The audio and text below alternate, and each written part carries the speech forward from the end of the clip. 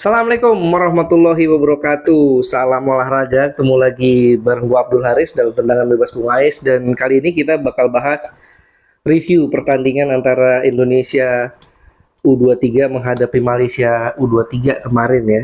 Kita tahu kita main di kandang sendiri, ekspektasinya besar.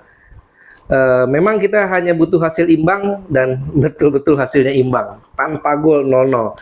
Dan kalau kita lihat kemarin Indonesia pelatih Gerald Van den Berg kembali mengusung formasi 4-3-3. Di belakang persis yang dimainkan adalah formasi saat menghadapi Filipina. Ada Donitri Pamungkas di sebelah kiri, kemudian juga Buffon di sebelah kanan, dan kemudian ada Kadek Arel duet dengan Kakang di tengah. Empat belakang. Kemudian yang membedakan adalah di tengah. Di tengah kita kehilangan seorang Arkan Fikri sebagai pengatur serangan. Posisinya digantikan Rehan Hanan. Rehan Hanan yang biasanya main di sayap digeser ke sebelah tengah, dan dia diharapkan bisa menjadi motor serangan menggantikan Arkan Fikri, menemani Robi Darwis dan Tony Firmansyah. Hasilnya kalau kita lihat kurang maksimal ya. Dan di depan ada Jens Reven, kemudian ada Rahmat Arjuna dan Victor Detan. Ya, ada 3 perubahan yang dilakukan ketimbang saat menghadapi Filipina ya. Jens Reven menghadapi Filipina cadangan, sekarang starter. Kemudian Victor Detan juga starter. Tidak ada Arkan Fikri ya. Dan kipernya Cahya Supriyadi. 3 perubahan. Nah, dengan pola ini kalau kita lihat secara ball possession, Indonesia sebetulnya unggul ya. Kita unggul 69% berbanding 31%. Dan shootnya kita juga lebih banyak, tapi sedikit bedanya. 11 kali shoot, 3 on target, dan Malaysia 10 kali shoot, 1 on target.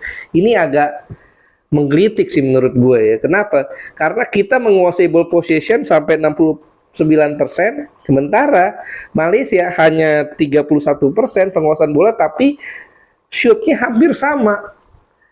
Kita 11 dan Malaysia 10, beda 1 loh. Ini menandakan bahwa permainan Malaysia cukup efektif, dan memang cukup lucu juga. Malaysia butuh kemenangan, 2 gol harusnya mereka dapatkan, tapi mereka justru bermain cenderung defensif. Ya, ini memang mungkin karena faktor gengsi ya. Pelatih Malaysia sadar betul bahwa yang dihadapi adalah Indonesia, bermain di Gelora Bung Karno, tentu ini bukan perkara mudah. Apalagi kalau lihat kualitas pemain-pemain Indonesia, menurut dia ini lebih baik ketimbang kualitas pemain-pemain Malaysia. Dan kemarin kalau kita lihat Fergus Tierney ini tidak berkutik, sehingga di babak kedua langsung digantikan. Dan kecenderungan Malaysia memang serangannya bisa dipatahkan ya. Ada 1 shoot tendangan bebas yang cukup membahayakan kemarin, tapi alhamdulillahnya bisa digagalkan oleh Cahya Supriyadi. Ya, itu good save sih. Bahkan bisa dikatakan penyelamatan terbaik mungkin di turnamen ini ya. Dan Cahya Supriyadi kemarin tampil cukup apik. Dia bisa menggantikan peran Muhammad Ardiansyah yang kali ini dicadangkan. Tapi yang jadi pertanyaan gue, kita 2 pertandingan nggak bisa bikin gol. Lawan Filipina 1 gol yang tercipta ini karena gol bunuh diri bek lawan. Sekarang lawan Malaysia juga nggak bisa bikin gol. 8 gol yang kita ciptakan lawan Brunei, yang levelnya ya bisa dikatakan kalau kita bandingin, kita anak SMA, mereka masih anak SD kali ya.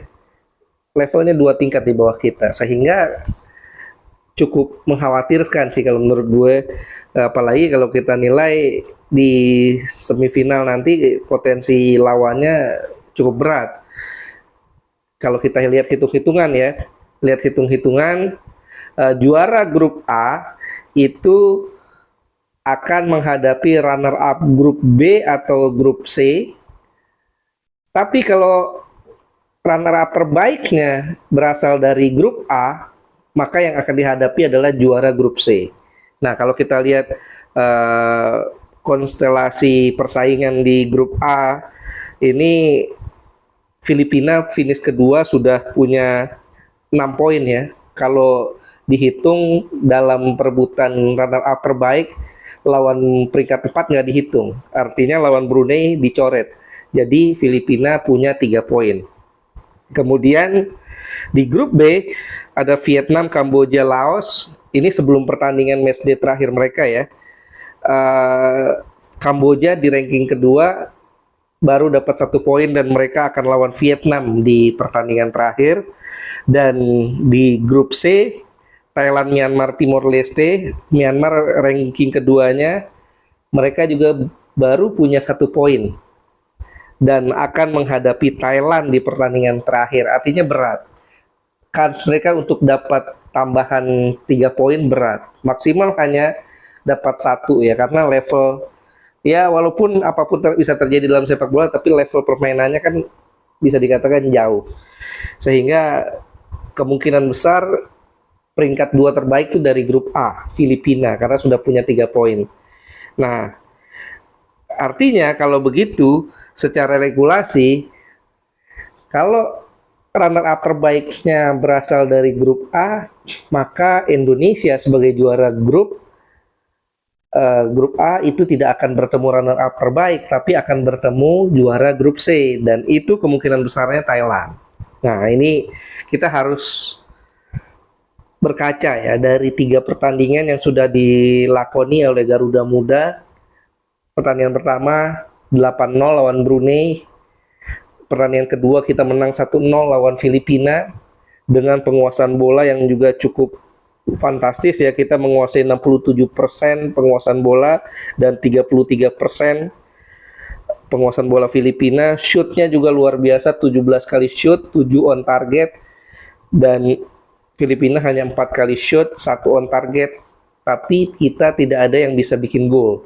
Ada 1 gol Jens Reven tapi dianulir. Ya, satu-satunya gol yang tercipta yang buat kita itu gol bunuh diri lawan ya. Artinya sepanjang 2 pertandingan ini pemain Indonesia tidak ada yang bisa bikin gol. Ini PR besar tentunya. Lawan Thailand tentu bukan hal mudah ya untuk bisa menang. PR ini harus segera diatasi oleh Gerald Vandenberg. Apalagi kabarnya kan Arkan Fikri cedera. Dia tidak main kemarin lawan Malaysia, dan sebelum lawan Malaysia sempat dipakai tape ya di lututnya, dan kabarnya dia akan menjalani MRI ya. Nah, artinya memang ini cedera serius kalau sampai harus menjalani MRI, dan kemungkinan besar bocorannya dari orang sekitar tim ya bisa jadi kecil kemungkinan Arkan Fikri bisa main nanti di semifinal, dan ini PR besar buat Gerald Vandenberg. Karena Gerard Vandenberg sendiri mengakui bahwa Arkan Fikri adalah pemain penting, kreator. Kehilangan Arkan Fikri ini sangat terasa kemarin. Rehan Hanan yang diplot sebagai gelandang serang, sebagai pengatur serangan, justru tidak bermain terlalu maksimal. Dia lebih maksimal kalau menurut gue kalau ditempatkan sebagai sayap. Nggak main jelek sih, cuman kurang maksimal, nggak bisa menggantikan peran Arkan Fikri, karena Arkan Fikri ini dia bisa atur tempo permainan, bisa pindahkan bola dengan sangat baik, dia juga bisa mengatur ritme ya, bisa mengalirkan bola dengan enak gitu. Visi permainannya sangat baik, ketenangannya juga cukup baik, dan pengalamannya juga cukup baik karena dia sudah punya pengalaman sebelumnya bersama timnas U23 ya di era Coach Sintayong di Piala Asia 2024 tahun lalu yang membawa Indonesia sampai ke semifinal. Nah, sekarang bagaimana solusinya untuk bisa berhasil ya? Karena kalau gue lihat ya kita mendapatkan 7 poin di fase grup ya, secara poin it's okay, ini cukup bagus. 7 poin tanpa kekalahan, tanpa kebobolan.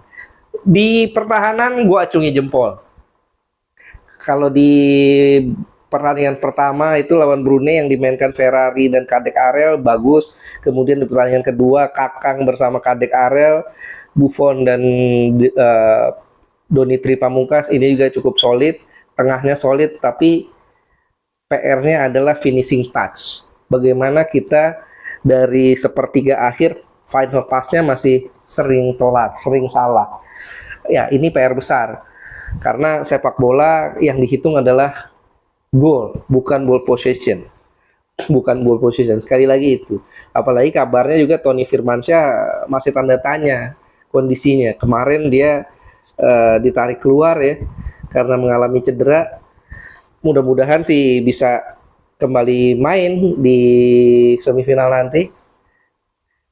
Kalau kita bisa bayangkan kalau seandainya Tony Firmansyah absen, Arkan Fikri absen, tentu ini menjadi lubang yang sangat menganga di lini tengah, dan kita harus akui bahwa kedalaman skuad tim ini masih belum terlalu solid ya, belum terlalu kuat. Karena kalau gue lihat pelatih Gerald van den Berg masih belum menemukan solusi kalau Arkan Fikri absen. Ini yang harus dicari jawabannya, dan juga tim ini masih berproses ya, kita akui. Karena juga Gerald van den Berg kan ini turnamen pertamanya dan baru 3 pertandingan. Karena kita tahu timnas Indonesia U23 ini bermain tanpa uji coba. Bermain turnamen ini tanpa uji coba, sehingga langsung tampil menghadapi Brunei. Ya alhamdulillahnya kita lawan pertama Brunei, sehingga bisa lebih pede dan menang banyak. Dan alhamdulillahnya lagi lawan Filipina ada gol bunuh diri, sehingga itu tertolong. Walaupun kita hasilnya imbang lawan Malaysia, kita jadi juara grup, itu sudah cukup. Tapi yang jadi PR lagi-lagi itu mengkhawatirkan sekali.